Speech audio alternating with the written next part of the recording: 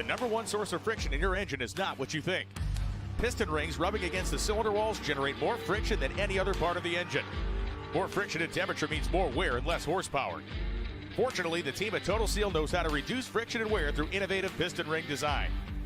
If it takes a piston, Total Seal can build a better ring. For more than a decade, FTI has strived to become the leader in the aftermarket performance transmission and converter industry. We've joined forces with McLeod Driveline Components under the leadership of Top Fuel Funny Car pilot Paul Lee, and now have a larger distribution network, more resources, and more power.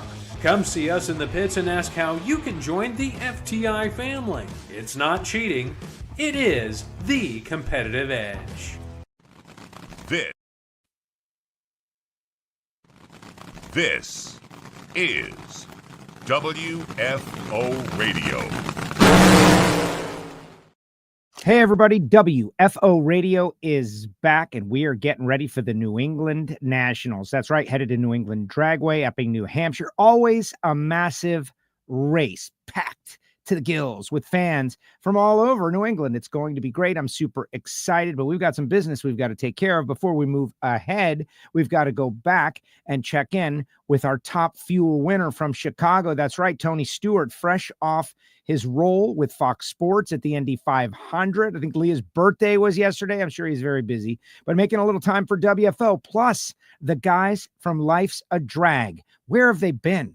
What have they been doing? It's like Eddie and the Cruisers, season from hell. Like, what have they been up to? Well, they are returning here on WFO Radio today to share all of that news and some big news from the future. But let's get to the man himself, the guy who was the points leader in Top Fuel, who is calling IndyCar on Fox, Tony Stewart. What's up, Smoke?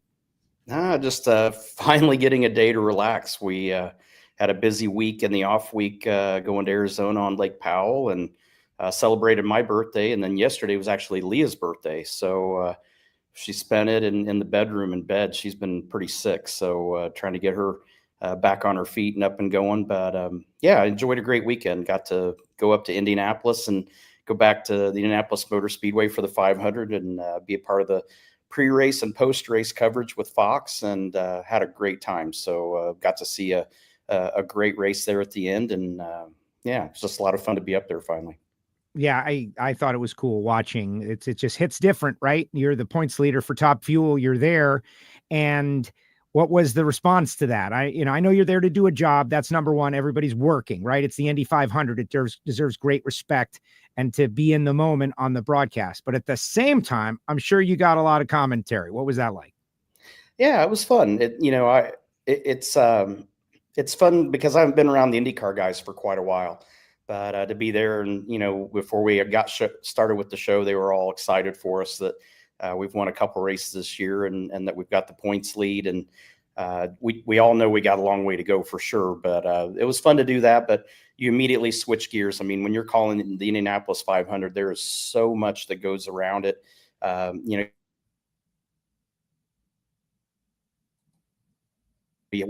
Rodriguez. I mean, we had so many celebrities there that it was there was a lot going on Saturday at the rehearsal, and then again on Sunday, obviously on race day, we had a lot of responsibilities. So we all were just focused on doing the job at hand most of all. But and of course, it wouldn't be Indianapolis without the threat of some weather, and we had a tiny delay with weather at the beginning. So I know we got our steps in for sure because Chris Myers and I were on the set behind the pagoda. And then we end up transitioning over to the front stretch and being on the stage the set that was on the track, which was really cool. And then, after that, we're supposed to go back and just hang out in the green room and watch the race and make notes of what we're seeing and talk about it again in the post race. But delayed start with some weather, so they rushed us back to the pagoda set to fill time, and had to do that a couple times. So it just made for a really busy day. But like I said, just the opportunity to be back at Indy and see the pageantry involved in it, to see the excitement from the fans. I mean, it wasn't a hot day. It wasn't a warm day. There were lots of people in shorts, and it was, in the low to mid 60s, it felt like. So, to be there and be a part of that and get to work with James Hinchcliffe and Chris Myers, Danica, it was a cool group of people to work with again. Yeah, really, really cool. I've been to Indy a couple of times, and the pageantry, there's nothing better. They have got it nailed on the pageantry with the bagpipers and walking out on the front stretch and seeing 400,000 people. Like, that is insanity. And I like the idea of borrowing some of that for our NHRA universe as best as we can. But the 110 years of history is just amazing at Indy, and great storylines. Alex Palou, the Penske saga, like all of that, good or bad, it was dramatic. One thing I saw though, and I found this to be interesting, I don't even know if it's real. Someone posted, "What does a drag racer NASCAR guy know anything about Indy?" And I was like, could that be? I guess it can. I guess that just it shows that sometimes it's better to exercise your right to remain silent, because that poor guy just got bombarded. I didn't even know about it till I think the next day I saw the post and saw what we had posted from the TSR Nitro side. But it's people don't know what they don't know, for sure. And obviously, we had a stint there from 96 through 98 of running the IRL and getting to run 3 Indy 500s there, and went back and did the double in 99, and then went back again in 2001 and did the double again. But it's, not everybody knows our background and our history, and that's okay. That doesn't offend anybody. It's just whatever form of motorsport you're in, that's what you're into. So not everybody knows that we drove IndyCar and that we were an IndyCar champion at 1.2. Well, exactly. And the guy now knows he was hopefully treated fairly. I'm sure all of his friends abused him over that one a little bit. And will still, like a public deal. And so people are out there in the chat, and thank you very much for sharing the show, guys. We'll talk New England. We'll talk clawifying, see if Tony's ready to sit on a bunch of lobster pots. But since we're talking about this, you did do the double. You mentioned it twice, the 500 and the Coke 600 on the same day. He says, how did you feel? I want to, because Kyle Larson's doing it now. The travel is easier. Things are easier every year, a little more creature comfort. Still, man, it's 1,100 miles in a race car. Can't be easy. No, it's not. I mean, and all of it's preparation. And that's, that's something that even when we were on the lake in Lake Powell, we went on a houseboat trip with some friends. We actually went with Buddy Hall and his wife, Maddie, and their son, Maverick, and a couple of friends of ours. We went together, and we were actually on the surf boat out surfing. I said, hey, we got to stop for a second. I got to take this call from Kyle Larson, because I reached out to him trying to just get some details of what he was doing to prepare for it. And it's a lot more than what people realize. It's the 1,100 miles is one thing, but it's all the details and all the logistics and little details. Things like, if Kyle made it to the end of the Indy 500, he would get out of the car, go to the end of pit road, like he would go toward turn one, get in an SUV. They would drive him around to a spot on the backstretch to cut across the track to the helicopter. You helicopter to the Indy airport, and then you get in the jet. You jet down to Concord, North Carolina. Then you get in another helicopter, and you literally helicopter right into the infield on the front stretch and get out and wave to everybody and get ready for 600 more grueling miles in a stock car. So there's just a lot that goes into it, but Kyle's really fit. He's racing all the time. So the physical aspect of it was the least of his worries. It literally was what started the event, the weather, having weather delays. The one thing that they can't control is time. They can control everything else but the time. So that was a little bit of a drama right away. It was eating into the window that they had. And then obviously Kyle had his problem at the 500 that took him out of the race, and gave him plenty of time to get to Charlotte, but didn't seem like it went much better when he got there. But kid did a great job. I mean, I can promise you, without being in these, I haven't been in an Indy car since 2001, so over 20 years now. But I've got a lot of friends in IndyCar, and knowing what all they have to do inside the car, the controls, the adjustments that they can make during the lap on the fly. It's more than just front and rear sway bars. And we had a hydraulic weight jacker in the car when I drove. Those were the three tools that I had. These guys, and plus changing the fuel mixtures and this and that. But, these guys got front and rear sway bars the same. They've got an electronic weight jacker like we basically like what we had. But they've got so many tools in there that they have to use nonstop, because the cars are so competitive and so close that you can't give anything up in any of the four corners on that track every lap. So they're very, very busy inside those cars.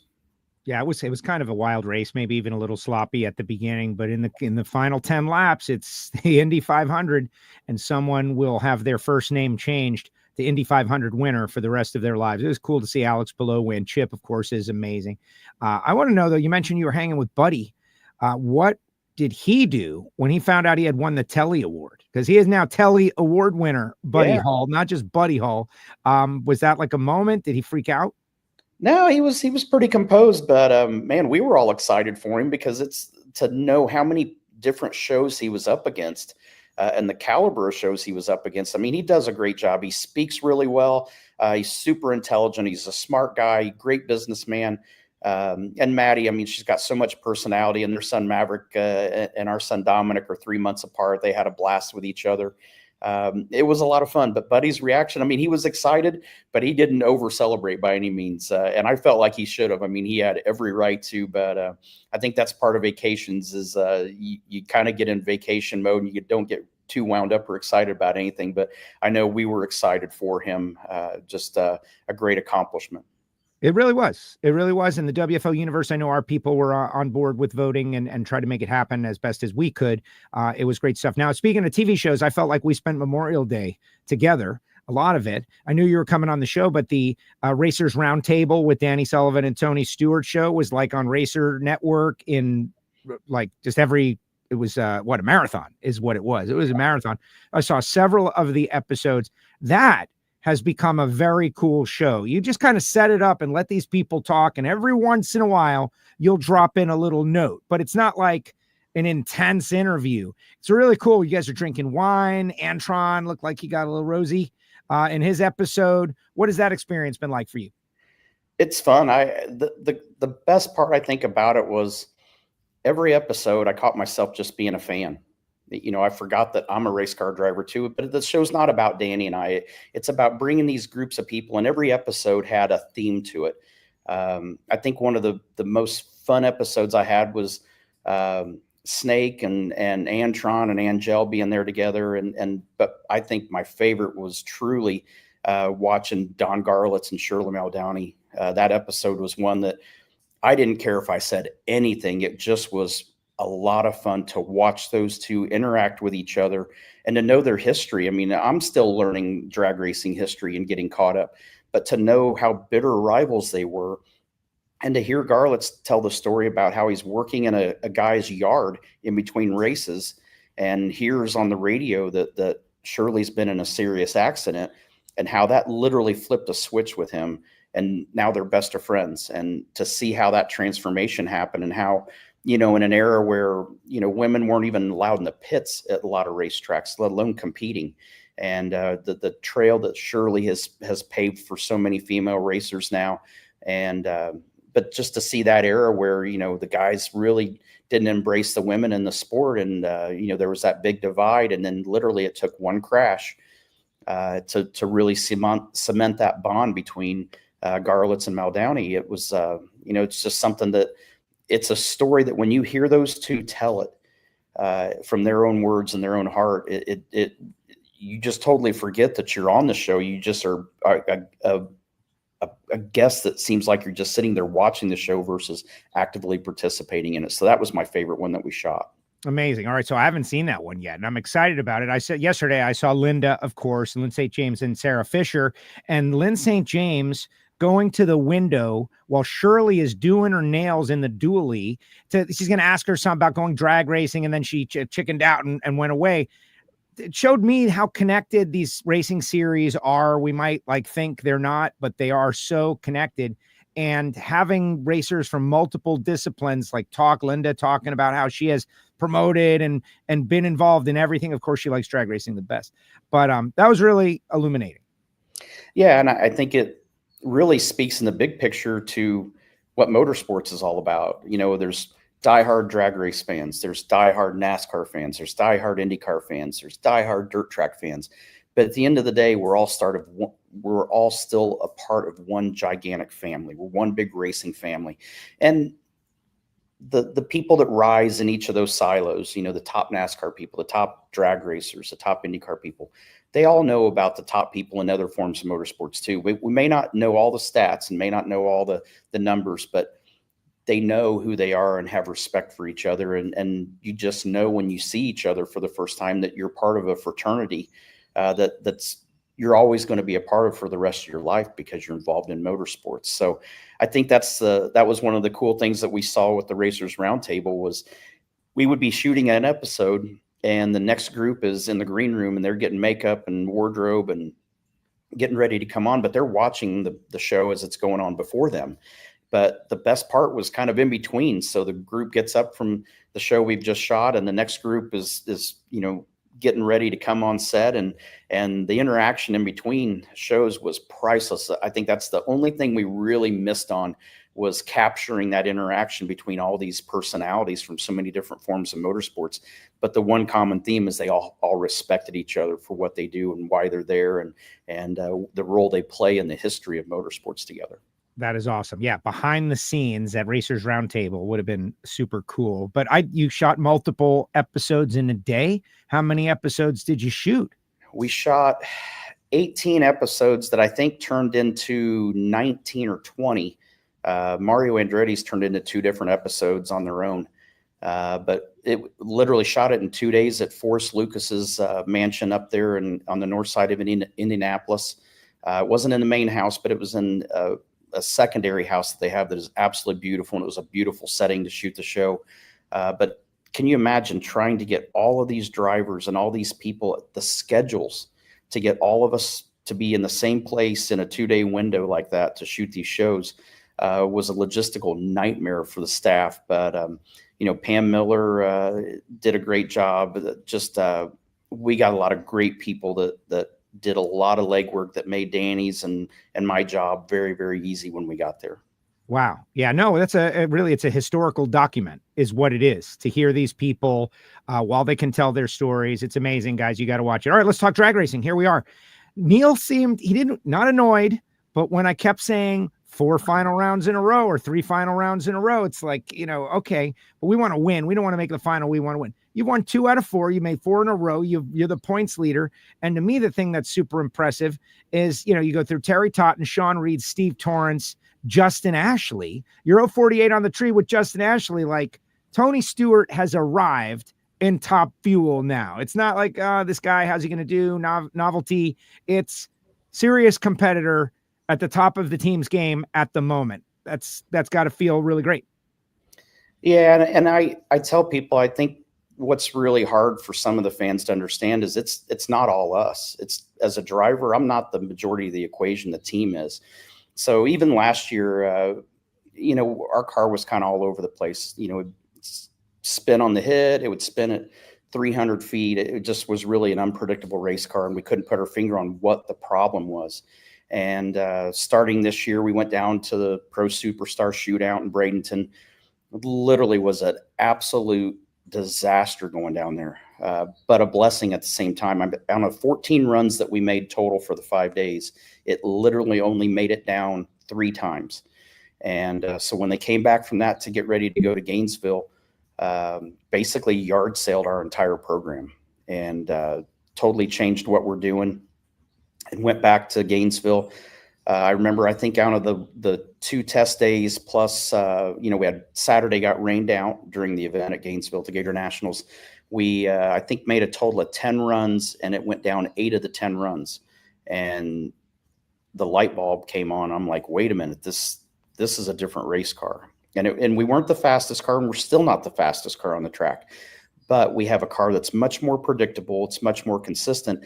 Now we can work on trying to make it faster. And so qualifying second at Joliet was huge for us, I felt like, and especially under conditions. I mean, I've got photos of the sandstorm coming on, or dust storm on Friday, and you feel like you're in a movie set, seeing this big wall of dust coming across the racetrack like that. And we couldn't see that. We could not see that inside the cars. We're in the staging lanes. We're facing the north in the tow vehicle. And so even when I went to get in the car, we didn't see that. But then now all of a sudden you get in, and that's literally, we were the last pair. Clay Millick and I were the last pair to go down the racetrack. And we are halfway back to the pit area, and this is what we're driving through, and we are freaking out. You can see the light poles in the background there, how much they're moving around. It just was chaos. We had an awning pole on the trailer come loose. It was beating the side of the trailer. We didn't even service the car. I never even drained the fuel, which is normally my job. So we literally took the rear wing off, got it on the lift, got it up in the trailer. the inside of the trailer had so much dust in there that was blown around. They spent a long time just cleaning the trailers out before we started again on Saturday morning. But I was really proud of our qualifying effort. And you mentioned the 048 light against Justin. I mean, here's the thing that people need to understand about that. As much as I'm proud of that number, I would even be more proud if I could do that every time. Justin can pull off 30s every run. I'm not there yet. I'm still working on it. It's a process. But the thing about Justin, when you line up against him, and I told Justin this, I said, he has the ability to bring out the best in people. I mean, even Brittany, when Brittany ran him earlier in the day, had like a 056. So, I mean, that's a great light for her as well. So when you go up against Justin, there's something about racing Justin Ashley that brings out the best in the drivers that are going up there with him. So, he's the benchmark. It's him, it's Sean, Doug and Antron. Those are the 4 guys that were ahead of me on average last year consistently throughout the season. And when you can go up there and just be close to those guys, you're proud of that. You're going up against 4 guys that have been in the sport forever and are at the top of their game. So I'm proud of that. But at the end of the day, it's still about Neil and Mike Domagala, Ryan McGilvery, the whole team of what they had done, what they did before we went to Gainesville to get us where we are. And, trust me, I told the team before we left Joliet on Sunday night, I said, listen, go home, be excited, be proud of what we did here, but keep one thing in mind. On Tuesday, we're back to the grindstone. I mean, it's anytime you get to the top of anything, everybody behind you is working hard to get that spot back. And even though we're there right now, we still know that we're not where we need to be as a team and an organization right now. So we need to keep pushing as well. So really proud of our guys. We had some miscues at Charlotte. We addressed that before we left the event. And to see the team rebound the way they did at Joliet, I am just super proud of TSR. The funny car sides contributed so much over the winter and this year and even last year. I mean, Dickie at the end of the year started the process of helping us out and sharing the information between the 2 trailers together. So Dickie was a big part of getting the ball rolling. But Phil Schuler coming on board has been a game changer for us. I mean, he's obviously Matt's co-crew chief on the funny car side, but he's been a big asset to Mike and Neil and helping us get this thing turned around. Yeah, big difference where you were last year to where you are this year, and you're in the mix, right? It's just that simple. You're in the mix. So when we go to New England this weekend, you got a shot. You just got to put it all together. Got to be a great feeling. Clawifying, presented by NAPA. They built a throne out of lobster pots that you're going to have to sit on. I think, I'm not exactly sure, but I think they're going to give you a live lobster to hold if you're number 1. Sure you want to be number 1? Yeah, I'm positive. I always want to be number 1. So sometimes there's just collateral damage that comes with it. But now they have nice big rubber bands that go on those claws to keep them from getting injured. But yeah, that's the great thing about going to New England is, lobster is king up there. So we definitely look forward to that. And it's cool that we've got partners that are coming in that are helping do big things on Fridays and Saturdays to help spice up qualifying for us. It's, that Friday night session's a big round for everybody. And that normally is kind of what sets the top of the field. So, it brings just a little more flavor, so to speak, to Friday night qualifying. All right. So in the media center, I'm going to let you go in a second. Go attend to Leah. Of course, wish her happy birthday and happy birthday to you on behalf of WFO. But in the media center, you had a couple of big moments. One went viral talking about social media people. I don't want to talk about them. What I want to talk about is your observation. And it was kind of an extended, I never saw it reproduced by NHRA anywhere, but I thought it was really interesting. The general theme was the way it is in the NHRA is actually better. And as much as we want to have like these intense rivalries and it might be entertaining for someone to shake their fist at someone else, you thought it was better that you knew that Justin and Mike had texted you congratulations, even though you beat them. And that's a tough fight right now in our modern world. Like, people, why did that, why did you make that point? Because I love the point and we've been trying to make that point sometimes, but maybe we're wrong. Maybe it's better to have that grid of the rivalry for people hating each other, but it just feels better when people like each other. So, can you weigh in on that now that you've had some time to digest it? I think over the course of my dirt track career, my IndyCar career, definitely my NASCAR career, everybody loves rivalries. I mean, they love that. I mean, look at pro sports. I mean, it doesn't matter whether it's college football, pro football, basketball, baseball, there's always those rivalries that click, and it adds to the excitement of it.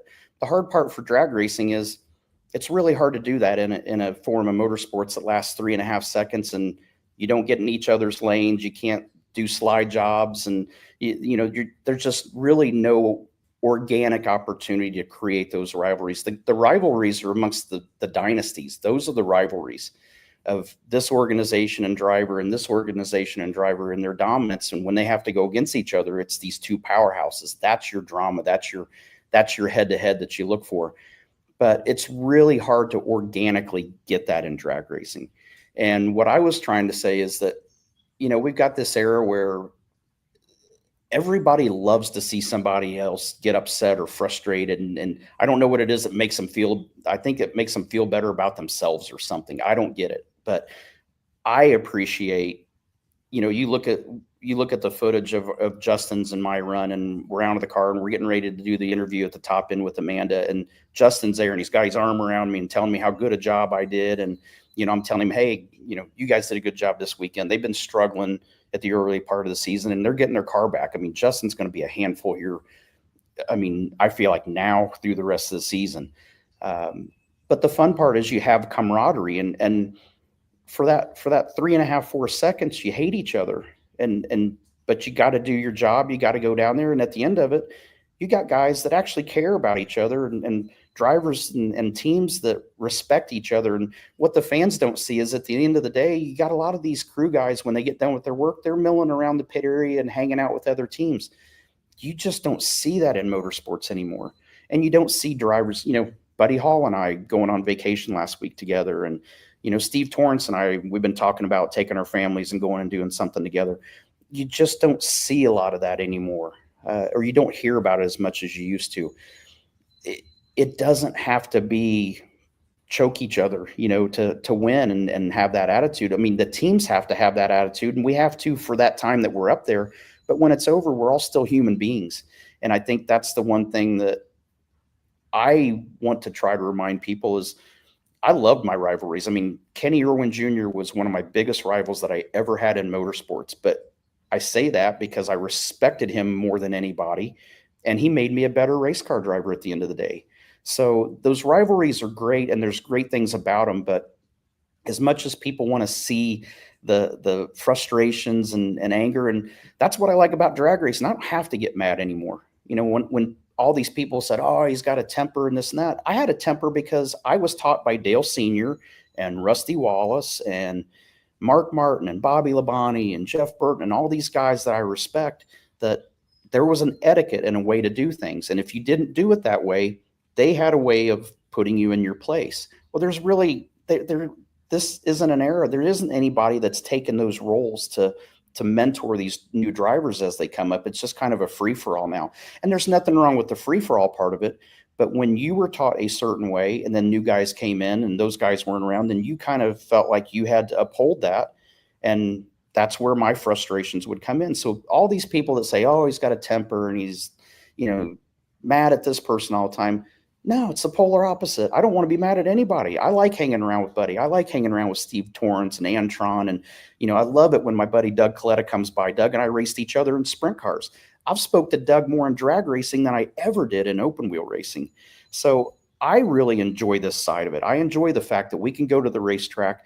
We can go and our teams can go head to head and compete against each other. And we can try to want to beat each other as bad as we can. But when we get out at the top end, we respect each other. And I think that's the one thing that hopefully some of our young viewers and young fans realize is that it's okay in the heat of battle to compete and be hard-nosed and everything. But when you get out, shake their hand. I mean, we've seen that in some of these sports. You'll see clips on YouTube all the time, and I love it when you get on social media and you'll see, these young kids and they have a good game against each other and a tough game or a tough loss, and those kids are shaking each other's hands. That makes me smile in this era. So as much as everybody likes to see other people suffer, I like the fact that there's still sportsmanship. There's still people that respect each other as competitors and have respect. And that's something I feel like we've lost a lot of for a long period of time now. No, I agree. And we gotta highlight it, right? Like the negative always gets highlighted. It's easy. It's tough to talk about how it's respectful for, as the person who got your butt whipped, to stick your hand out and shake hands and be okay with it. All right, before we let you go, one more to go, just because, there's a lot of fake stuff out there. And I saw something that you can confirm or deny, but that you had said, look, we all, now that we got you over here and you're loving it so much, everybody fantasizes who else might come, that you had said, hey, I got a car if he wants to try it, to Dale Jr. I know he ran that truck for Cletus and had a blast doing a big burnout. So a little taste. Was that a real story or was that BS clickbait? Did you say like, hey, I got a car and this guy could drive it if he wanted? Is that real? Hey, Dale Jr. and I have known each other long enough that if Dale said, hey, you know what, I want to try this, I would not just put him in the Top Fuel car. I would not make the same mistake that I made getting in the Top Fuel car.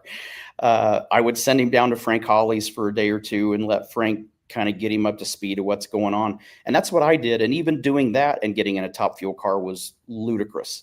But if Dale Jr. wanted to do that, I would be more than willing to do it.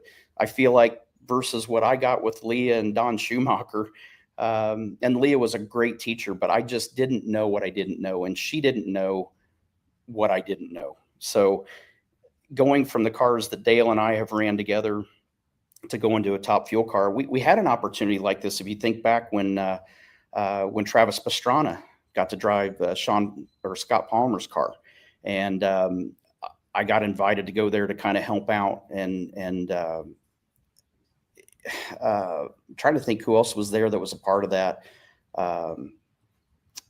He freaked out, right? Like he freaked out. Yeah, Alex was there. Good God, our pro mod buddy. Laughlin. Yeah. So Alex was there. Alex was teaching him. And so, I kind of stood behind Alex and let Alex go through everything. And then I thought of the things that I heard him say that Travis may not understand the language of it. So then I spent time with him and Alex as well. And we just kind of filled in each other's gaps just to fill in for Travis as much as we could. And even Travis at the end of it goes, that was insane. And Travis isn't scared to try anything, obviously. But I thought he did a great job for not having any clue what he was getting into. But these things, Travis sitting there with the crew guys, it's running. They'd done the burnout and he accidentally blurped the throttle. Now, thank God he had a whole handful of brake when he did it. But you watch 6 guys around the car jump out of the way like that really quick. It's because there's no room for mistakes in these cars. So, there's still times when I'm sitting in it and it's running and I'm holding brake pressure like you can't believe, because I'm like, I have all these guys that work for me that are friends. They're family to me now that are around this car, and their safety's in my hand, in my right hand holding the brake. So, you can't take any of it for granted. But if Dale wanted to do that and wanted to get a taste of what it's like, even if he just wanted to do a burnout, I would absolutely help facilitate that. Wow. Well, you never know, right? You don't want to push someone in a road that they don't want to come. They got to find it organically, like you did organically. And look how it worked out. Tony, we'll see you this weekend. Congratulations on your run, 4 consecutive final rounds, 2 wins, 1 4 wide, 1 2 wide, beating Justin in the final round. The great call of the Indy 500, all of these things going very, very well. And now we're headed to New England. They've got very unique fans. We're all going to have lobster. We're going to have a good time. But thank you for taking a little time for WFO. No, I'm excited, man. I'm excited about this weekend. Like you said, the New England fans, they are diehard race fans, whether it's Northeast Modifieds or whatever. They are very passionate about motorsports. And, my crew chief came from the Northeast like that, and a bunch of our crew guys when I started in NASCAR. So we got a big following up there and can't wait to see everybody. Going to be a lot of fun. No, I'm very excited. All the best to Leah. We'll see you in a couple of days. Congratulations on the win. All right, bud. Thank you. There he goes. Tony Stewart with us here on WFO Radio. Respect. I know we sell speed. We sell speed. That's what we're selling. Speed, the fastest speed. But respect, man. It's so important. It's so significant. And I appreciate Tony for coming on the show. Guys, share the show. Of course, a lot of people end up watching afterwards, but we got some big news coming up next. We got some big news, like a big storyline for WFO Radio. I'm really excited about it, frankly. We're going to talk about something pretty cool. I'm going to try to execute a tease as you guys get ready. What could it possibly be? I'll give results to Maple Grove a little bit later on in the show, but we're going to tell you a little bit about that after this. Redline Oil, formulated to win, proven by me. Redline Oil, formulated to win. Formulated to win. Formulated to win, proven by me.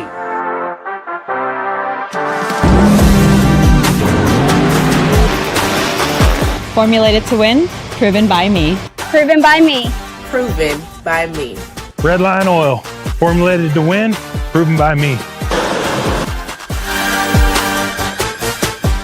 Looking to replace your OEM diesel particulate filter or diesel oxidation catalyst? Look no further than DPF XFit, a complete line of aftermarket diesel particulate filters and diesel oxidation catalysts designed as an exact fit OEM replacement with all makes coverage for light, medium, and heavy-duty trucks. With thousands of units in stock, we ship the same or next day, and be sure to check out our comprehensive reverse OEM lookup tool. Always new, never remanufactured. For more information, be sure to visit dpfxfit.com. That's dpfxfit.com.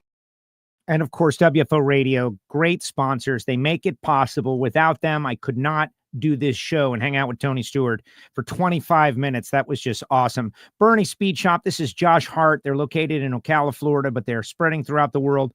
I was perusing one of the Pontiac Trans Am sites. The guy's like, who can do a frame off restoration?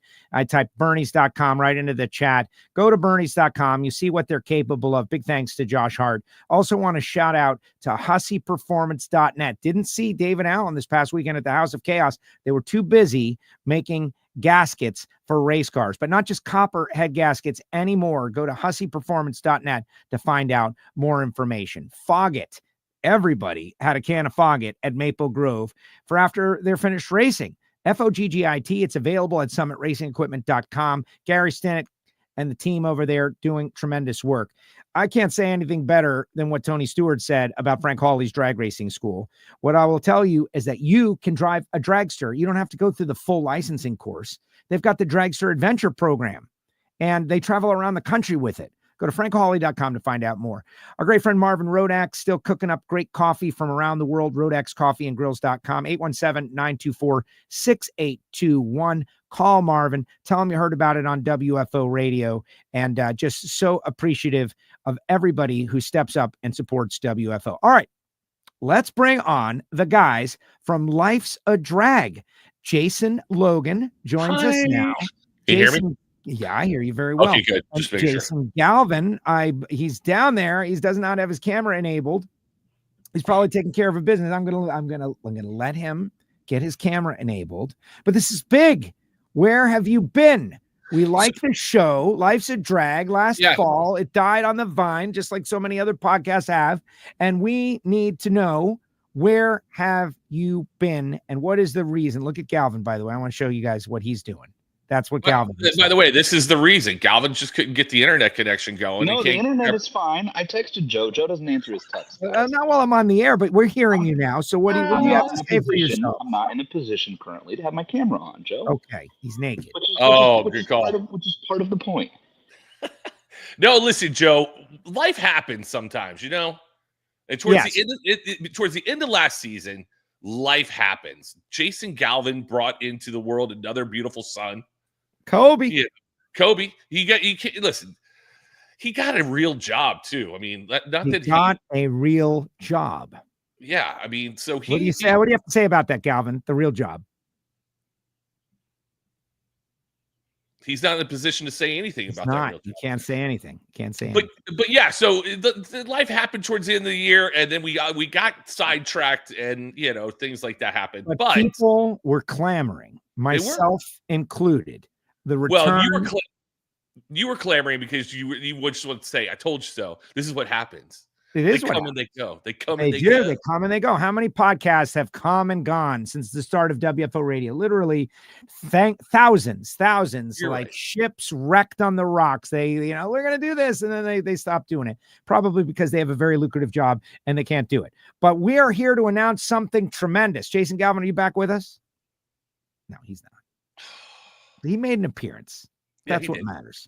He made an appearance. The irony here is I could hear Jason Logan, but not Joe until I restarted the browser. Joe just disappeared. No, I'm back now, though, right? Yeah, you hear me now? It's amazing. I heard nothing but Jason Logan. It was the weirdest thing. It's nothing like listening to Jason Logan have a conversation with himself, which Joe and I do every weekend. All the time. All the time. So the big news that we are about to deliver right now, Jason Logan, is what? The big news is Life's a Drag has been acquired by WFO Radio. We're joining the WFO universe. You're joining the WFO universe. Logan and Galvin's Life's a Drag is joining the WFO universe. You guys, your show is going to be available in the WFO feeds on WFO Radio TV, Apple Podcasts, Spotify, SoundCloud, X. You guys are doing it. Jason Galvin, the show is going to be on. And you're going to be on a very instrumental part of this breaking news, though. Well, that's why we're about to do it, since you are unable to be here all of the time on a religious basis, like Sunday. Everybody goes to church. Everybody does that every Sunday. You have to do the show. And since you've got the word is that the boss is a very challenging person. I'm not going to go there.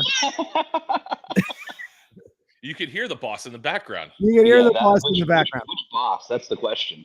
So who's going to fill your role on the show? I don't know who's going to fill my role on the show. Make the announcement, Jason Logan. Let's bring him in from Werner Communications, Elon Werner. By the way, he was the most, he's been on our show the most out of any other guest. So it's kind of like Jay Leno and kind of a, like if Galvin wasn't going to be able to be there, let's just bring in Jay Leno and he can take over when Johnny Carson's not there. Am I right, Elon? Yes, that is my hope. And I am super excited. Jason, Joe. I'm sorry I'm breaking up the J quartet. I just I'm excited to be What's your middle name, Elon? What's your middle name? Oh, good serial killer middle name, Wayne. So, Wayne. That's a good one. Elon Wayne Werner. Are you open to negotiation on that? Your initials are. Of course. Everything is negotiable. Everything is negotiable.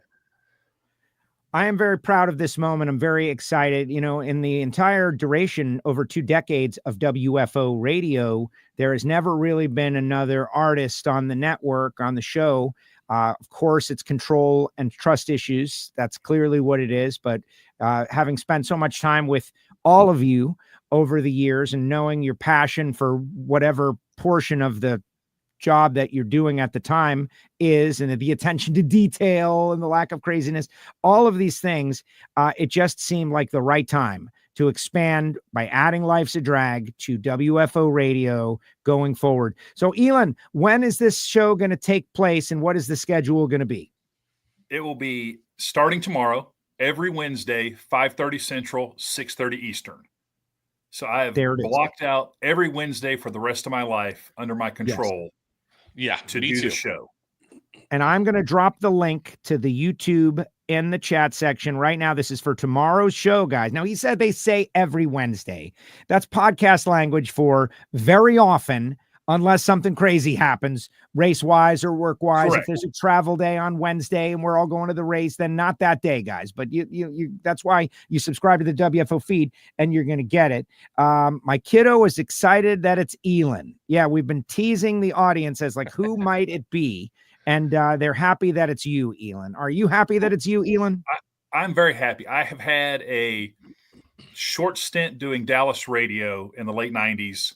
I did a pretty consistent podcast, Who You Got, last year, talking fantasy sports and betting, but talking to the Jasons about racing, pop culture, things in the world. I'm excited about this show because I think we can kind of slide into a really sweet spot in everyone's racing life and touch the racing base.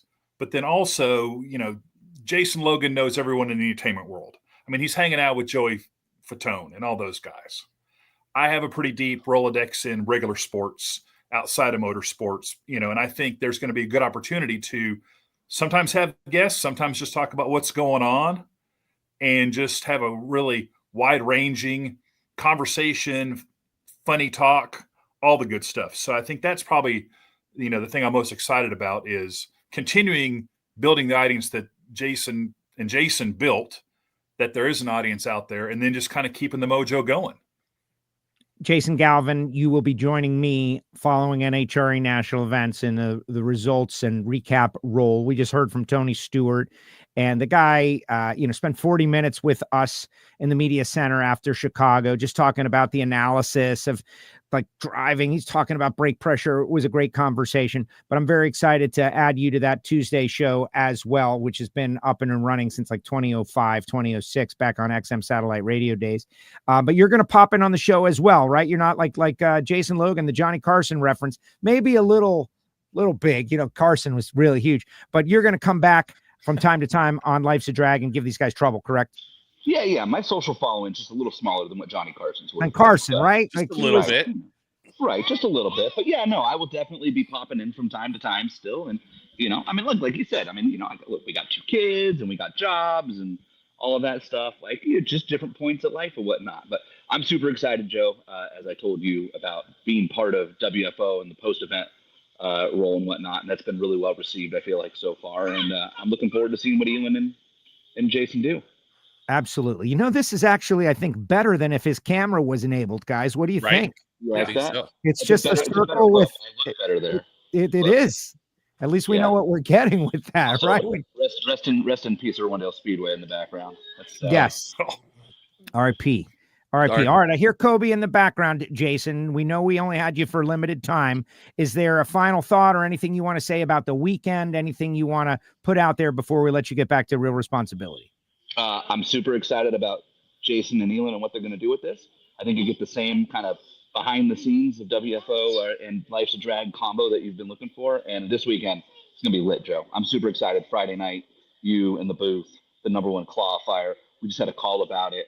The chair is complete. I'm supposed to be getting pictures of it soon.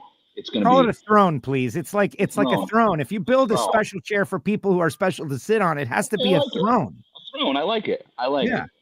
There can even be like an elf reference in there at some point, right? Something, right? A throne, like it does have double entendre, very deep a double entendre. But Friday's going to be fantastic. Looking forward to this weekend. All right, buddy. Say hi to Kobe for us. What's up, Kobe?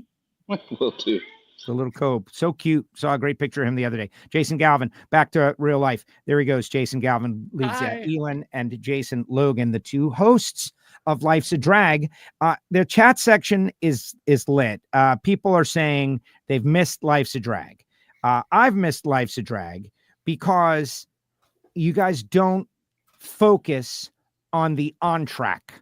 You'll talk about who won and as related to the series and the storylines, but very often the story is something else. A great place to eat where the race was, something that happened with race fans, the crazy dust storm that rolled through Chicago. Elon, that's filling a very important void in drag racing coverage, in my opinion. Yeah, and I think the people see what they see on the Fox broadcast or on NHRA.TV, but they don't see some of the stuff that happens in the pits. They don't see things that who you run into at the airport. And I think that was one of the things Tony talked about was that away from the race, there is this whole other family of people that get along, don't get along. After Chicago, my flight was canceled. I spent some time in the airport with Aaron Stanfield, and we're trying to figure out what are we doing. And Aaron opted to drive to Milwaukee to get back to Dallas.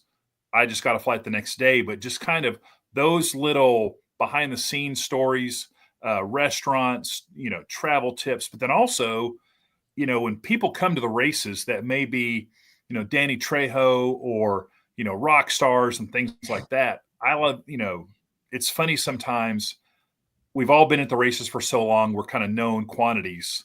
So people will come up to us and start engaging us in conversation like they know us, because they've seen us. Barry from Storage Wars is a perfect example. Great guy. I watched the show, and he comes up and engages me in conversation. And every now and then I have to go, what exactly is happening now? This guy's had a successful TV career, and sometimes I'm to the point of like I feel bad because I'm like I actually have to do my job, Barry, and while this is really cool, I'm the one disengaging from the conversation. Where if you told me like 8 years ago, hey, this guy from the Storage Wars show would be whipping your ass about drag racing, I'd been like, what? So that's just kind of, and Danny Trejo's saddled up to me at the Winter Nationals. And I'm like, Danny was at the Winter Nationals. It was probably 2 or 3 years ago. Okay. So I remember that. And I got super excited, and nobody else was feeling it the way I was feeling. Like Danny Trejo is a big deal, man. He walked up to me and engaged me in conversation. And I was like, what is happening? I mean, this is right after like Breaking Bad had just ended. So like he'd had his head cut off. And I just had so many things I wanted to talk to him about. But I was just like, and he just was, it was so funny because he was like, hey, when's Top Fuel going to get back in the staging lanes? Like, he was into it and was just like, knew I was a guy that would like have that information. And then we just kind of stood there and yucked it up for a little bit. But yeah, so I think I'm excited to get to know Jason better because his life fascinates me, the life of the DJ corporate entertainer. And then I think we can share a lot of stories about, well, on the outside, people think it's awesome, but it's like sausage. You like to eat it. You don't necessarily want to see how it's made. Nope. Well, this guy mentions the machete. I want to say thank you for ruining that storyline of Breaking Bad for me, Elon. I was going to get there eventually, and now it's ruined. No, my favorite Danny Trejo is Dusk Till Dawn. I just like at the end when they go to the Twister, and he's like, and then he kicked me. Yeah, he was the bartender. Spoiler alert. Yeah, the movie Sinners that is out now.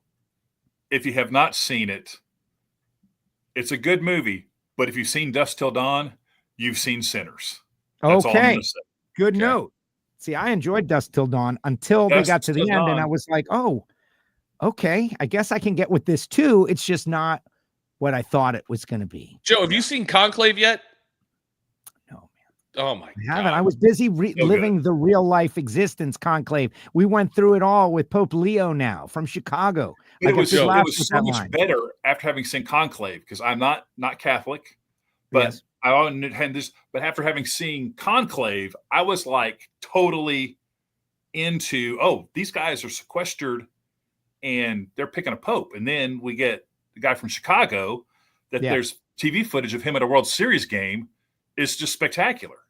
We deserve the American Pope. I'm really mad because I had made that prediction to myself privately. I didn't bring it on the air because of the religious theme. And I always just stay away from that stuff. People get weird and angry about like religion or feeling the vibe of if anyone talking about their own. Yeah. So anyway, regardless, I kept it to myself.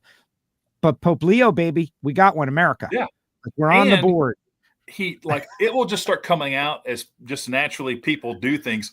All these things where you've seen public. And also, I get a real Billy Carter vibe from his brother. And I don't know, I may be aging myself. That is a very deep reference. Some people got it in this audience, though. When Jimmy Carter was president, he had his brother Billy, who made Billy beer and was a little bit of a wild guy.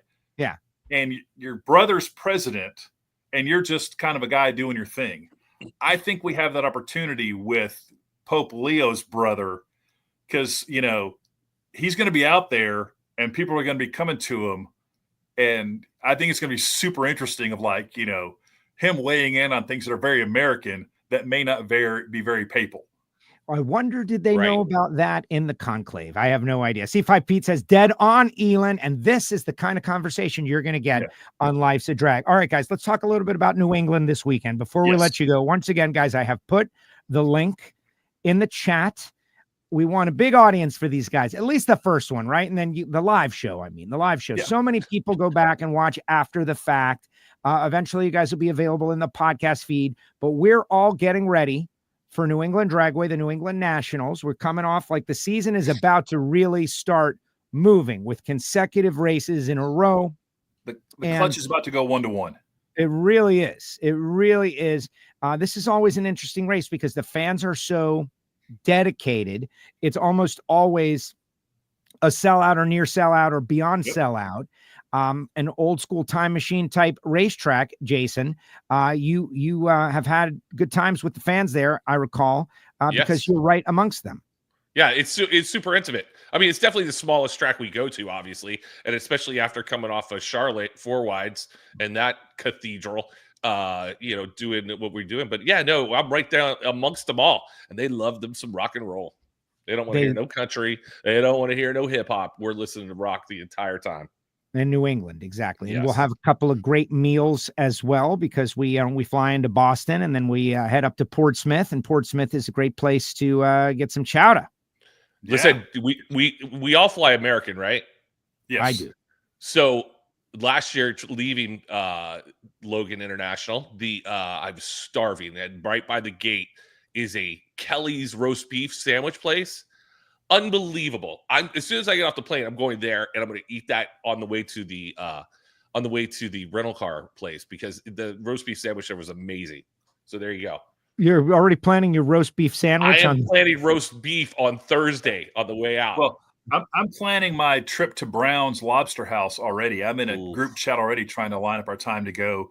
Any place you can go into where they can point to the lobsters in the big lobster tank and say, these lobster were in the ocean at 8:00 this morning, and now they're about to get in your belly.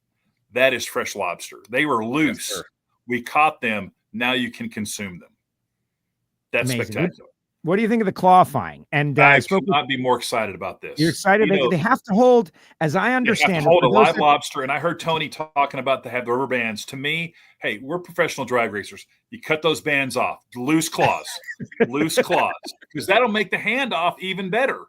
I mean, we do, and I love this as a continuation, I feel, of the Stampede of Speed. We have the Battle of the Saddle. They have this throne now. You get a lobster dinner. The live lobster is a throwback to the Gator Nationals when we used to have a live alligator at the race. So I love that now all these events are taking ownership of their own event. It's an NHRA Mission Food Drag Racing Series event. You always get the iconic Wally, but now you've got this throne. You've got a special lobster pot, buoy, trophy. I think someone asked me, do you think the drivers care about that stuff? I 1000% think they do. They like the special trophies. They like being able to look at a trophy case and be like, oh, that's when I won the New England Nationals. That's when I won. There's my ice cream scoop from Norwalk. Yes. There's my chalice from Sonoma. I think we're almost over halfway to every track having a bit. And I think that's critical because that makes fans want to go to other events. That's how you get someone to go to Epping and Dallas and Bristol and Seattle. If they're all the same event, why go? Right. I think it's great. Cool. And I think, I'm not exactly certain, but I think that this is a Brian Lone's brainchild. I'm giving you credit, Brian. I think I have heard behind the scenes this kind of simmering. I can confirm that Brian Lone's fingerprints are he made calls. He called people to get the lobster pot thrown and to get the special trophy, and he tried to make it happen. He made it happen. I love that. I love that too. And the number one qualifier on Friday night, like their whole team gets a dinner, a lobster dinner. It's not just this kitschy stuff. You get to bring your team to a great dinner, and they get to all have lobster, and they don't have to worry about who's paying. Yeah. And I've heard rumors of the throne being part of the prize package. They have a special trophy. I mean, I think this is going to be, I think it's going to grow and become a really cool thing. And I'm just super excited. I love the track. Like you said, it is one of our smaller venues, but it's packed and it is a throwback. It is like 1970 because there's people smoking lung darts everywhere. Chad Green will fit right in. I mean, it's just going to be a spectacular venue. So the one thing, it's going to be cool. We'll just have to see if Mother Nature cooperates with us, but it'll be good fodder. I want to touch some bases about racing in New Hampshire tomorrow night on the show. That's right. There's a show. Yeah, there's a show. That's right. There's a show. You guys going to be able to expand. I want to see the logo they came up with this because the last race we were at, they were passing around the logo. Hey, what do you think this thing looks like? And I was like, that does not look like what you think what you want it to look like. It was like superimposed. It was like weird. So That was did you guys see that rolling around the tower? I did not see that. Did not see that. You're clearly in on. That's sorry. why you have You're the in the show. know. That's why your life's a drag, because you get that kind of information. Nobody asked me about that. Yeah, I'm going to give a shout out to Stephen Frisk about Chicago. I saw his note in the comments. Chicago, for the second year in a row, did like a gasoline tank topper. It was like a Route 66 blue Gerber collision and glass. Gerber Old topper light kind of deal. It's like a light cover. Yeah, which I didn't realize this was the second year. Cause I didn't go to Chicago last year because I had college graduation for one of my kids. So when I saw it this year, I was like, oh, that's really cool. And I'm like, oh, that's actually the second year they've done it. So I want to reach out to Phil Burgess and have him do a spread of National Drag Strip, all the current special trophies or special things you get now. Because I think we got to the tipping point where we can shame the rest of the tracks into it. Absolutely. You don't want to be the last track with just nothing. And I want to say nothing. Look, it's a blessing and a curse that we have maybe the most recognizable trophy every week. Everybody wants the Wally. This past weekend, I was at Maple Grove and they were going after divisional Wallies, but it's you want them. And maybe you want 2, you want 5, you want 6, you want 10, you want 155, like John Force. They're everywhere, right? Whereas you go to a NASCAR trophy case and everything's different. Because there's always a different trophy. And so, of course, Martinsville has got the grandfather clock. There's a couple that have unique trophies. But through this, the Golden Gator, Dallas with the hat and the buckle, there are things that you get. I know Erica has made great business of winning specialty races where there's a specialty trophy. She wins everything. On that note, Pro Stock returning. Any thoughts, guys, on the return of Pro Stock this weekend? We'll be excited to see if Elite gets back up and running. I texted Erica and she's like, I don't know. We got something kind of figured out. I'm not sure. So we'll see. Interesting. I'd like to know how much testing they did in their month off. Like how much testing did Elite do? Where, did they just wear a car out trying to get one car running consistently quick? So I think it's still KB Titan's world that they're living in. But again, thanks to the countdown, KB Titan can be kicking everybody's butt and up until Indy. But then if you can get hot in the countdown, who knows? So I'm not going to count them out, but they've got a tough road to hoe. And KB is just, I think, going to just keep getting stronger and deeper. When you look at guys like Matt Latino, Corey Reed, Eric Latino, Hartford's got KB Power, Corey, all those guys. That's just going to be a tough nut to crack. Yeah, absolutely. Well, Hartford looking to break through. Those guys, he and Bob Tasca, if you had to watch social media at all, these guys were at the Grand Prix in Monaco, hanging out. Grand Prix in Monaco. Wow. Like now they're going to go to New England. Yes.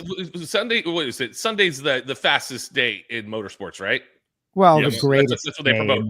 The great, you got Monaco, you got all these things. Guess what I didn't do at all on Sunday? Watch one lick of racing.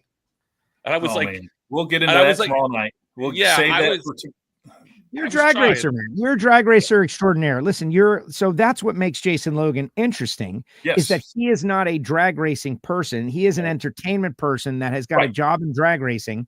And whether it's good or it's bad, has made many great relationships over the years, and now is stuck in drag racing, whether he wants to leave or not. I can't. It's like Al Pacino. Just when you thought you were out, they pull you right back in again. I've done that. I've tried to get out and I got pulled right back in again. It's unbelievable. But great. I watched Liverpool hoist their trophy for their Premier League tying 20th trophy of all time. Give it up.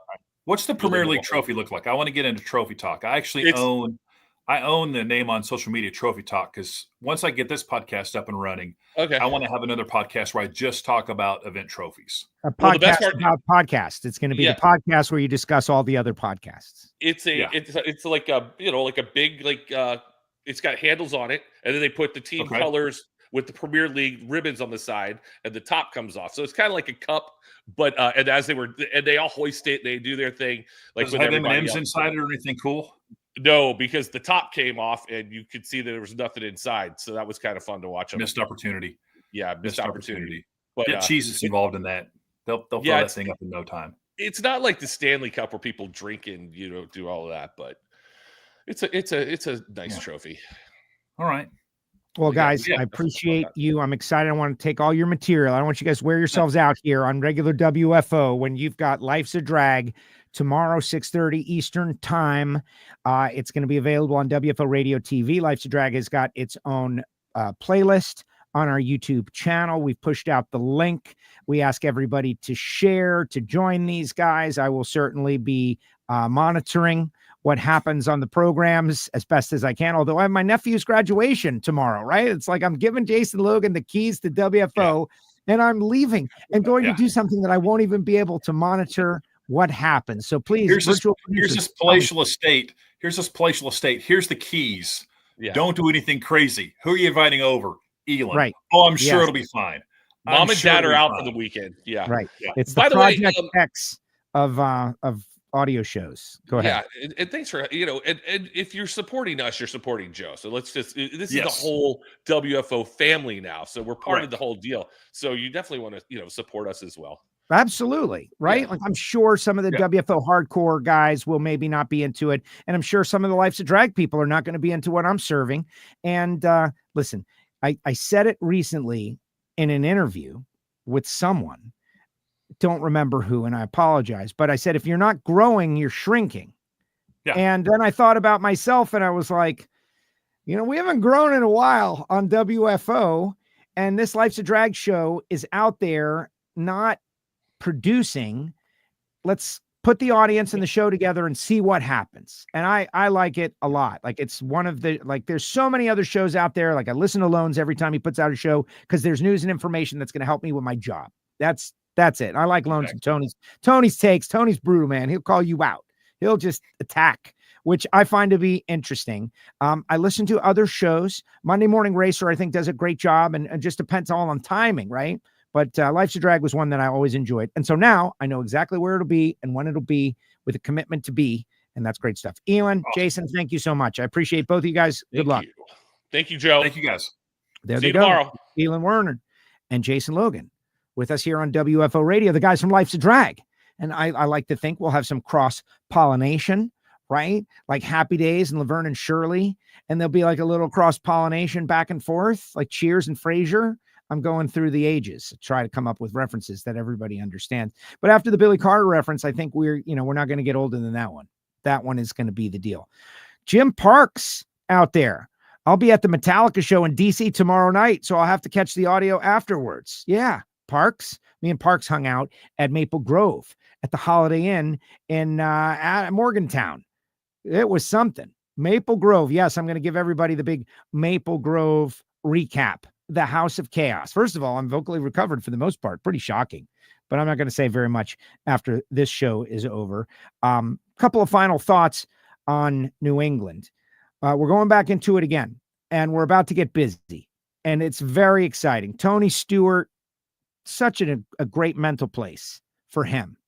There are people that are diehard fans of Tony Stewart that have still yet to find NHRA drag racing and watch their guy compete. There isn't occupying the same space, hopefully on a drag strip, slide jobs, like hearing his analysis about all that. Garlitz once told me that he liked drag racing and went to drag racing instead of round track because of that. His word, not mine, was more gentlemanly. Maybe he said civilized. That interview is still on YouTube somewhere, by the way, from PRI years ago in the Geico booth when Geiger had us into the Geico booth, very beginnings of WFO. Really great stuff. Thanks, Rob, for that 100 years ago, but still. There's something to be said about it. Respect. You can go and see, you didn't win, like brutal stuff. No, there's respect amongst these racers, and they're going to work real hard to beat each other into the ground, and then they're going to have a good time together. I'm excited about Pro Stock being back. Yes, there was a bit of a rules announcement on NHRA Racer earlier this week that I am interested in. We will talk about it in more in depth later on as we get closer, but the bottom line is, let me see if I can find it. Well, first of all, the new supercharger rules for Top Alcohol, I think, are shocking, and people are buzzing about it. We could do a whole show about that, and we will. I am still trying to figure it out. But 4-disc clutches, supercharger nitro, 85%, big show cars, running an alcohol, building a big show car for alcohol, and then you can step up and run the big show races. I don't know what to make of it just yet. We'll see. We'll see how it goes. I've done some rudimentary research, and I'd say that the take is mixed. But the one that I'm looking at, Pro Stock, this was released a couple of days ago. Section 17, Pro Stock drivetrain, transmission, page 4, planetary transmission prohibited.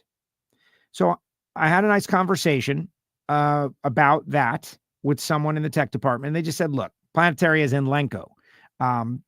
It's been lingering in there for years, and they're just clarifying that that's no longer an acceptable transmission. And nobody wants that anyway, to show up with a Lenko. But this was the one that I think has got everybody interested in Pro Stock. Final gear ratio 1-to-1 mandatory. That's the little line that is available on NHRAracer.com. My phone was very active on that. And so the discussion was, why is that there? Final gear ratio 1-to-1 mandatory.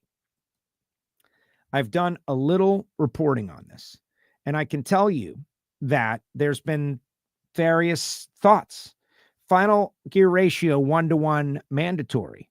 So maybe some people wanted to underdrive that final gear ratio, get a little more gear. Maybe some people wanted to overdrive that final gear ratio, maybe make a little more speed. I don't know. The word on the street is that NHRA was getting ahead of it.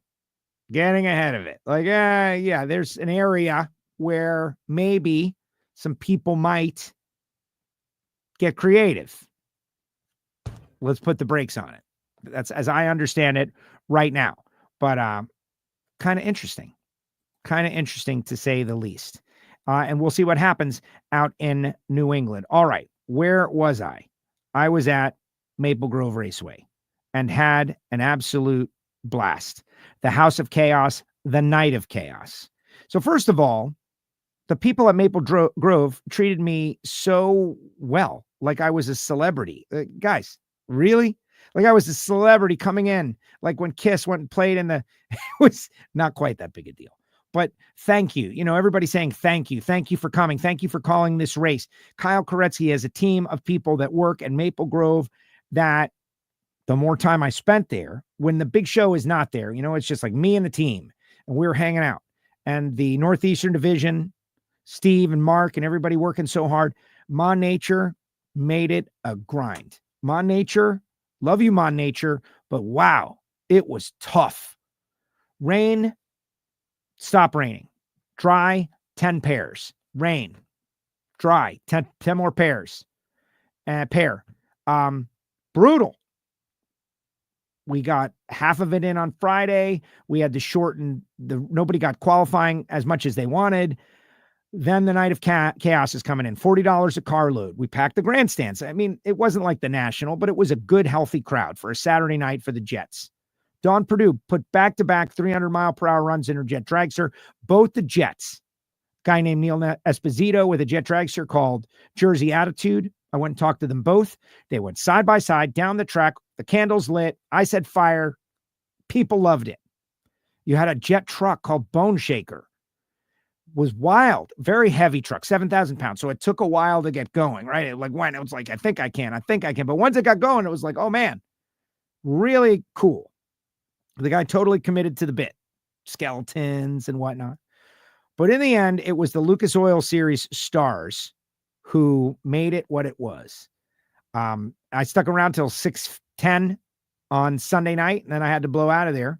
But I did see the final round of Top Alcohol dragster. Rich Bork beat Jackie Frick in the final round of Top Alcohol dragster. Phil Ez won Top Alcohol funny car over Melinda King. And what was a challenge day, guys? It was really tough with very little qualifying and the track getting wet, becoming dry, they ran equipment. They blew up one of the tractors. They put a lot of effort into it.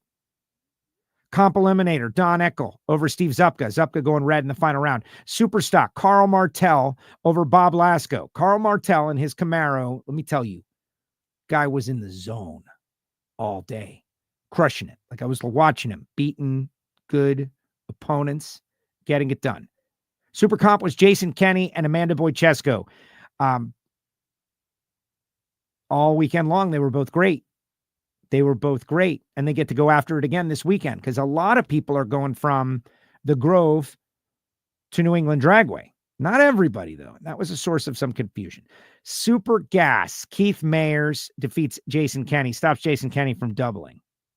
Keith Mayers, I am proud of myself. I called it right after round 1 of Super Street because Keith Mayers, should I not tell him, Keith, what happened to you? I won't tell him. You can go back. But it was something that had to make Keith Mayers dig down very, very deep into his driver mental programming and forget about what happened in Super Street. But I said it a few times. This guy's going to be driving angry out there. And he put it on him and he went on and won the race. I believe I called that right after first round. Proud of myself there. Also kind of obvious. Then again, Jason Kenny in the final. Jason's very tough. Tom Amorosi out of Union, New Jersey. 70 Nova. My mom's from Union, New Jersey. Taylor Nobile, runner-up. And United Trailers Top Sportsman, presented by Select Performance. Mike Daniele over Don Priest. In Top Dragster, it was Walter Zalak over Carl Stevenson. The 850 index was Jonathan De La Rosa getting the win over Daniel Purdy. In Junior Dragster was Gabriella Held in the 11 to 18 category, and Paige Doney in 6 to 10 years old. And there are your results from Maple Grove. Yeah, you hire me as an announcer, I say your results on WFO Radio. Why not? People want to know, baby. They want to know. But again, Kid Chaos and the team, they gave me this hat, House of Chaos, which I was heavily involved. Parks, 1089.9 as a motivator, I think. Yeah, Parks, since you're going to out the guy, you might as well tell him that this opponent had a 120 reaction time. If you're going to do it. Wow. Yeah. Awesome to see Rich Bork get his program back on track. Yeah, Rich Bork. Hadn't seen Rich in a while. First qualifying run, the fuel line blows up. I don't know if it was the fitting or a hose or some simple problem. They left it loose. I don't know about that. All I know is about 10 gallons of nitro just went into the air and he drove through it. It was all over the track and he comes back and wins the race. It was great stuff. Very, very excited. I'm going that far. Well, it does add to it. Keith Mayers is not the kind of guy that breaks out by a thou when he's got a 10th advantage on the starting line very often. And when it does happen, you don't have to be a genius to know that's going to motivate him in the other car. And that's exactly what it did. And he went on to win the race. Pretty cool. Look at all these great photos that they sent me for Tony Stewart that I could have been showing while I was on the air with him. But instead, it's just eager to talk to Tony. It's going to be interesting to see how far that team can go, where they're going to go with all of that, where they are going to go, and how they will continue to evolve. Tony Stewart and the team. Final comments in the comment section, guys. Let's hear what you got to say about all of it. What do you have to say about all of it? The Life's a Drag. And in the meantime, I'll shout out to our sponsors one more time, like Marvin Rodex Coffee and Grills.com, the hot sauces, the spice rubs, everything's so good from Marvin. If you haven't tried it, if you love coffee, get a little Rodex coffee so you can understand. Marvin Rodak has been a big supporter of WFO Radio for years and years. It's like now it's decades and decades. Marvin Rodak. But you definitely want to check out a little Rodax coffee. And frankly, it's the best in the business. 817-924-6821. Call Marvin. Frank Hawley's Drag Racing School. The Dragster Adventure. FrankHawley.com. You don't have to go through the licensing course. It's not $2,000. You just spend a day there. You show up with the clothes on your back and you leave with an experience that you'll talk about for the rest of your life. You'll love it. Go to the website. They travel around the country. Tell them you heard about it on WFO Radio. Of course, Bernie's Speed Shop, BURNYZZ.com. They do frame-off restorations. They're buying and selling classic automobiles, exotic automobiles, e-bikes. Ocala, Florida, right by Garlett's. Bernie's, it's its own thing. It's amazing. Bernie's Speed Shop, BURNYZZ.com. HusseyPerformance.net, David Allen. They have contingency programs in Top Alcohol Dragster and Top Alcohol Funny Car, Top Sportsman, Top Dragster in the NHRA. And in the PDRA side of the world, Top Sportsman and Top Dragster. So call David, 412-716-4872. Everything is sourced in America. It's done very rapidly. You can have it 2 days from now. It's pretty amazing what Hussey Performance is doing. Big thanks to Redline Oil for coming on board. Water Wetter, all their synthetic motor oils, gear oils, transmission fluids, everything for modern muscle cars and exotic European cars. The BMWs, they love Redline Oil. And of course, you can't go very far without seeing a Top Fuel dragster without a Redline Oil decal on it. CWT Industries, Randy Neal's Balance Machine Company. Randy Neal doing such a great job. CWT, we appreciate these guys and the support they've given WFO Radio. If you need a balance machine, reach out to Randy. If you've got an old balance machine, it's time to upgrade. Jesse Converters, the DPF X-Fit, the G-Sport, Matt Latino doing a great job, Eric Latino doing a great job, whether it be bolt-on replacements for over-the-road truckers or something for your high-performance automobile. We did an interview with Matt a couple of weeks ago. Very much resonated with me. Go to Jesse Converters to find out more. Total Seal Piston Rings, the leader in ring seal technology. The Ed Pink episode doing very well up there on a hidden horsepower, but it's all about ring seal. Now they've got a Top Fuel ring. And Hartford showed us the Top Fuel ring while we were there at Total Seal. And for years, a Top Fuel ring was just like a consumable, you throw it away. And Total Seal is doing with Top Fuel rings what they've done with everything else and making it a part that not only does it last, but improves ring seal. Think about it. TotalSeal.com. Really appreciate everybody involved and all the good stuff that we've got going on out there. WFO gear on sale right now. Project Pontiac, Miami Hollywood Speedway, Fire, all of that. Maybe we'll put a Life's a Drag shirt up in our WFO store. And I also want to shout out to our friends at Wright Trailers, 833-31-WRIGHT. They did the trailer for Project Pontiac, and I'm very appreciative. Michael Scott was out there at the Freedom Factory this past weekend. All right, let's see what everyone's got to say. I want to mention, if you're a Patreon, we're going to be doing a Hear It From Heiner episode real soon. Would love to have caught up with Michael Heiner before New England, but we'll catch up with him after New England. And WFO is available on PowerTube TV. They got new apps coming. They got the new Pinks. Bruno's the host of New Pinks. Got to get Bruno on here. All right, let's see what everybody has to say.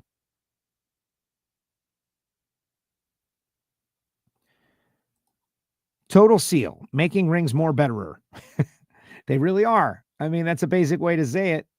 But yes, great show. Tony Stewart, all sponsorship permit. A fun. Don't know what that means exactly. I wore my WFO shirt to Maple Grove Saturday. I saw you, Pete. Pete came up, did a great job, hung out with Pete. Pete, like a great living endorser for Larice Motorsports Insurance. We'll talk about that another day. It was good hanging out with you, Pete. It was good hanging out with everybody. No race at Route 66 next year. Is that true? I don't know where you heard that, Steve. We did a lot of ticket renewals. Next year's the 75th anniversary of NHRA. If that's true, I don't know about it. I don't know. Let's see. The best part of the Indy 500 was the Black Hawk helicopters doing a pace lap. So I watched the pre-race with the volume down. I saw a lot of amazing moments. The Indianapolis Motor Speedway is, speaking of respect, worthy of your respect. 110 years in action. They pay tribute to the military. They pay tribute to the state of Indiana. They do such a great job. And I think that they should be emulated, right? Like, success leaves tracks. And people love that stuff. Black Hawk helicopters, right? Like, let's have a Black Hawk fly over. Yeah, let's just steal their vibe, man. Let's do it. They keep saying that they're the fastest motorsport in the world. They're not. They keep saying it. They keep saying it. They've got big banners at the track. They've got big things, promotion. They've painted giant things at the track. Fastest racing in the world. It's not. It's not the fastest racing in the world. But they created the logo. Yeah, I don't know if that's true. The Vandermeer family announced it is now a 114-acre plot of land to build a new facility. I did hear that, but I'm going to wait till I talk with Tammy to get the real story. I saw a statement that was made by John Vandermeer Jr., and there's things that have to happen that they're working on. Let's just put it that way. Fingers crossed. Awesome show today.